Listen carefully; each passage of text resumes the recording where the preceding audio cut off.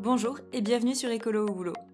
Je suis Cassandre Joly et j'ai créé ce podcast car je suis persuadée que les salariés sont une force pour accélérer la transition écologique des entreprises.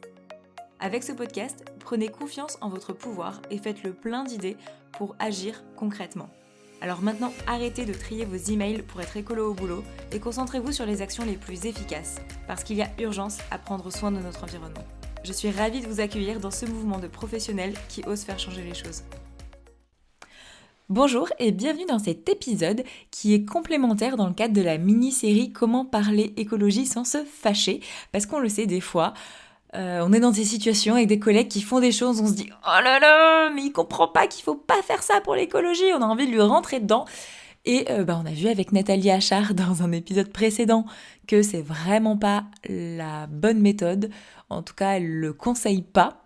Et elle conseille plutôt de rentrer en connexion avec l'autre personne pour la comprendre, avoir une démarche un peu de curiosité, de lui donner un autre miroir, pouvoir voir autre chose.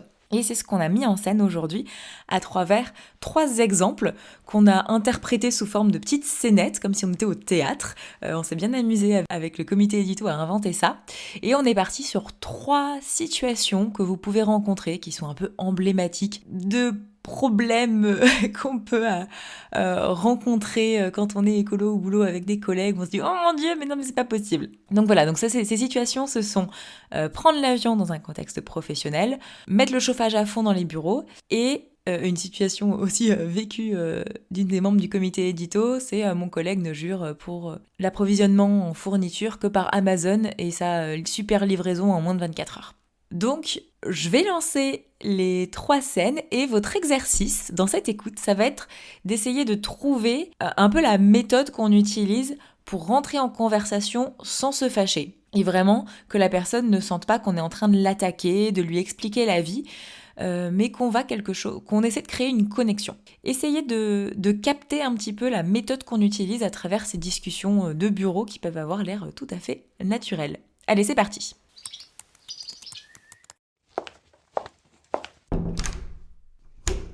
Waouh, il fait carrément bon ici! Ouais, j'ai monté un peu le chauffage, il faisait super froid ce matin. Ouais, on sent bien la différence là avec le couloir. Et du coup, c'est bon là maintenant, t'as pas froid? Non, ça va globalement, mais moi tu sais, je suis faite pour le soleil, la chaleur, pas pour l'hiver. Bah courage, hein, encore quelques mois à patienter avant le retour des beaux jours. C'est vrai que moi non plus, j'aime pas trop avoir froid pour travailler. Du coup, je me mets dans une ambiance cocooning à fond, même au bureau. Genre thé chaud, une grande écharpe qui me sert de plaid sur les genoux, un gilet supplémentaire aussi que je mets sur ma chaise et comme ça je le mets si j'ai vraiment trop froid. Et puis je fais des tours de couloir comme là pour que les muscles chauffent un peu. Ambiance mamie, quoi. Non, ça va, franchement, c'est discret. Puis ça m'apporte du confort en plus de la chaleur. Toi, tu mets le chauffage à fond parce que tu préfères rester bien habillé plutôt qu'avoir un gros gilet par-dessus, par exemple? Bah c'est clair, je me vois pas accueillir des gens dans mon bureau avec un plaid sur les genoux. Oui, d'accord, on n'est pas à la maison sur son canapé, mais peut-être qu'il y a un entre-deux entre la tenue de travail classe et le style mamie. Genre un châle élégant sur les épaules. Et puis ça pourrait permettre de baisser un cran ton sauna. Tiens, ça me fait penser aussi, mon conjoint, il avait toujours froid aux pieds au bureau. Du coup, il s'est acheté des chaussettes hyper chaudes et ça a réglé le problème. Ouais, pas bête. C'est vrai, j'ai vu des t-shirts avec un tissu spécial qui garde bien la chaleur du corps aussi. Ouais, c'est vrai que des solutions pour avoir chaud naturellement, sans ressembler à une mamie au bureau, il y en a. Du coup, tu me diras si tu testes quelque chose? Bah ouais, carrément. Bon, super, à plus. Et je pousse un peu la porte de ton bureau, histoire que la chaleur ne s'enfuit pas dans le couloir. Allez, bye. Bye.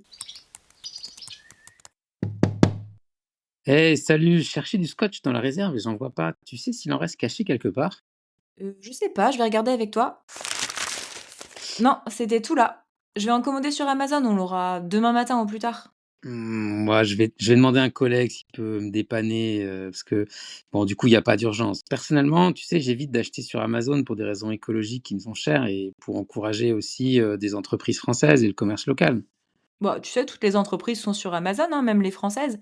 Puis on trouve de tout, c'est quand même hyper pratique. C'est livré demain, t'as un bon service client en cas de problème, aucun stress. Je comprends que ton besoin, c'est que ce soit pratique et rapide. Bon, c'est vrai que chercher plusieurs fournisseurs, ça peut prendre du temps. Je vois ça comme un gros travail, à faire une fois pour toutes. Après pour les achats qui reviennent souvent, tu as ton catalogue, bah, c'est rapide aussi.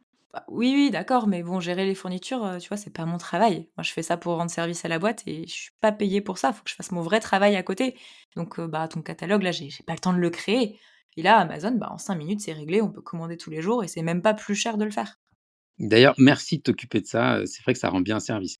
On pourrait imaginer un système qui te prenne encore moins de temps si tu veux. Je sais pas, un document partagé où tu mets tous nos besoins en fourniture au fur et à mesure. Tu prends 10 minutes 1 ou 2 fois par mois, tu fais toutes les commandes d'un coup. On pourrait faire un groupe de travail, pour trouver un fournisseur qui propose des produits qu'on aime bien, on crée le catalogue, comme ça tu gagnes encore plus de temps et même pas besoin de choisir les produits. Ouais, ça peut m'éviter de commander plusieurs fois par semaine, mais en vrai, ça m'embête pas, hein, c'est pas très long. Enfin bon, si c'est pas plus cher de faire comme ça, pourquoi pas? OK, on garde le côté pratique pour toi. Tu maximises ton temps pour ton vrai boulot, on teste des alternatives plus locales et on peut garder Amazon en cas d'urgence. OK, mais alors c'est toi qui t'en occupes, moi je vérifie juste que les prix de ton catalogue sont pas trop chers. Ah d'accord, bon, ce sera ma contribution à l'approvisionnement en matériel. Allez, tu me dis quand c'est fait. Et pour ton scotch? T'inquiète, je me débrouille, t'en fais pas.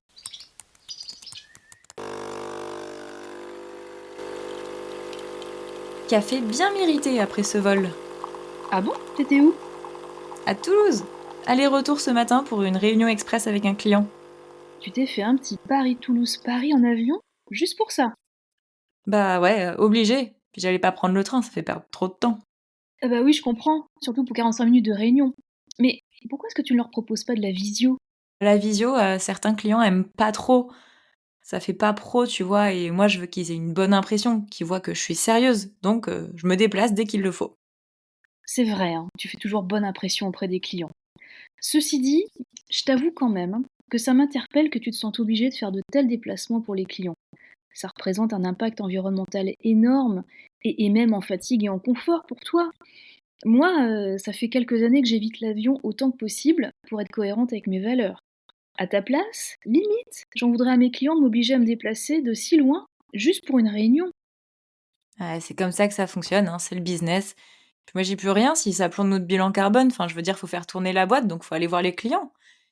Non, mais par contre, ce qui m'agace, c'est que quand je fais le déplacement, des fois j'arrive et j'en prends plein la tronche parce qu'ils sont pas contents. Zéro reconnaissance.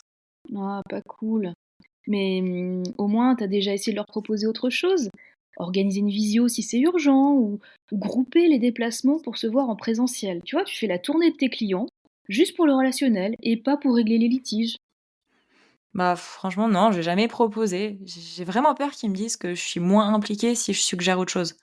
Dans ce milieu-là, tu dois montrer que tu te donnes à fond. Bah, il y a de la concurrence en plus. Ah ok. En vrai, c'est ça ton besoin. Ouais, je vois bien, ce besoin-là, le besoin d'être perçu comme pro, fiable, présent. Et ça, en vrai, tu le coches déjà largement. Pour moi, la présence, c'est pas du physique, c'est aussi le côté réactivité au quotidien et proposer notre organisation, ça ne remettrait pas ça en cause. Ouais, peut-être. C'est vrai que je réponds aussi rapidement au téléphone. Peut-être qu'avec certains clients, ça passerait, ceux qui me connaissent bien et avec lesquels j'ai une bonne relation. Bah, carrément. Tu testes sur un ou deux clients cool pour voir comment ils réagissent si tu proposes une autre formule. Un échange préalable en visio, point téléphonique, voir ce qui peut coller des deux côtés. Ouais, ça pourrait se tenter à l'occasion.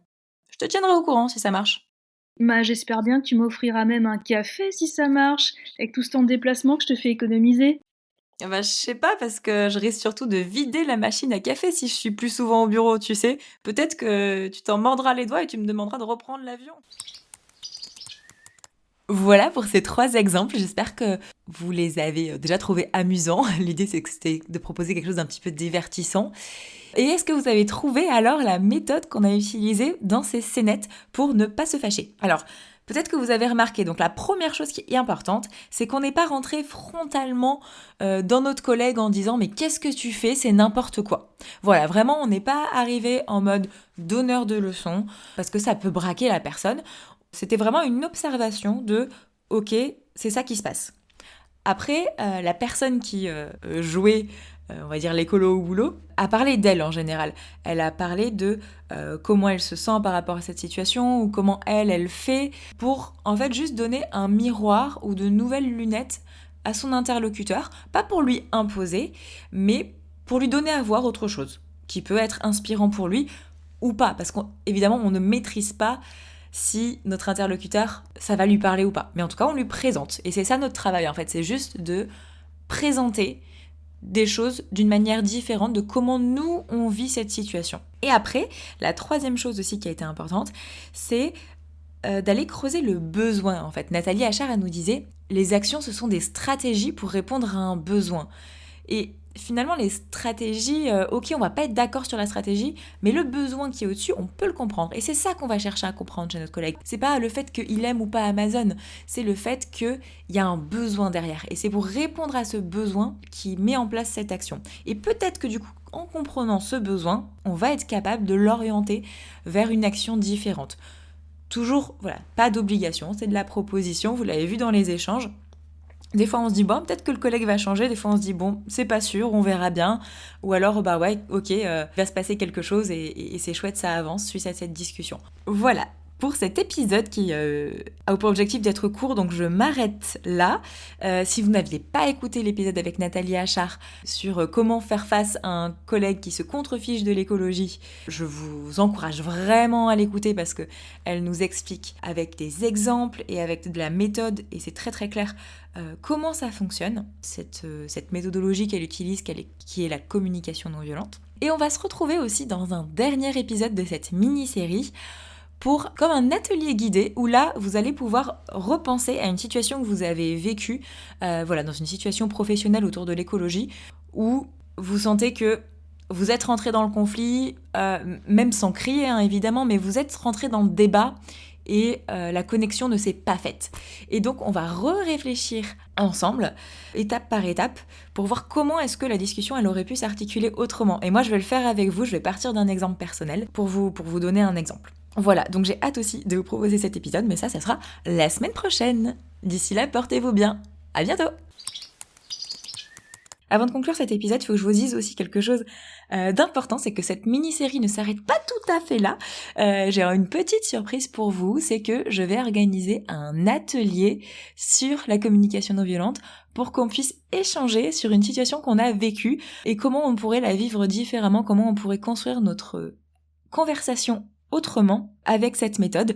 Donc le but, c'est que vous veniez, on va faire une visioconférence. Je limite les places pour pas qu'on soit trop nombreux, qu'on puisse bien tous s'exprimer. Donc il y a que 7 places disponibles. Je vais vous mettre le lien d'inscription dans la description de cet épisode si vous voulez nous rejoindre.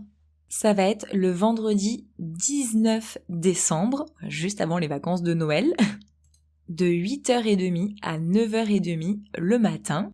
Et donc on va pouvoir travailler votre exemple personnel et vous allez entendre l'exemple d'autres personnes qui ont aussi été confrontées à des discussions et je pense que ça va être extrêmement enrichissant de travailler ensemble, d'utiliser notre intelligence collective pour résoudre des conversations difficiles qu'on a eues autour de l'écologie, au travail ou pas, hein. Ça peut être plus large que le travail parce que de toute façon, moi ça m'est arrivé plein de fois d'avoir des discussions au travail, d'avoir exactement les mêmes dans ma sphère personnelle, donc voilà, le but c'est qu'on s'entraîne sur un exemple, donc peu importe l'exemple.